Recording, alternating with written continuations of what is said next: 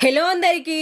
మనం ఏ టిఫిన్ చేసినా అందులోకి చట్నీ కంపల్సరీగా ఉండాలి కదా. ఒక్కసారి ఇలా చట్నీని చేసి చూడండి, చాలా అంటే చాలా టేస్టీగా ఉంటుంది. ఒక 2 ముద్దలు ఎక్కువే తింటారు కానీ తక్కువ మాత్రం తినరు, అంత బాగుంటుంది ఈ చట్నీ. ఖచ్చితంగా ట్రై చేయండి. మీకు ఎలా కుదిరిందో కమెంట్ సెక్షన్లో కమెంట్ చేయండి.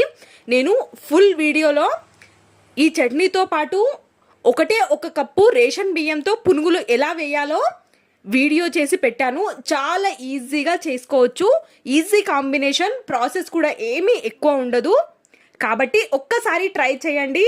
ఇలాంటి కొత్త కొత్త రెసిపీస్ కోసం నా ఛానల్ని సబ్స్క్రైబ్ చేసుకొని వాళ్ళు ఎవరైనా ఉంటే సబ్స్క్రైబ్ చేసుకోండి. అలాగే మీ ఫ్రెండ్స్ అండ్ ఫ్యామిలీకి షేర్ చేయండి.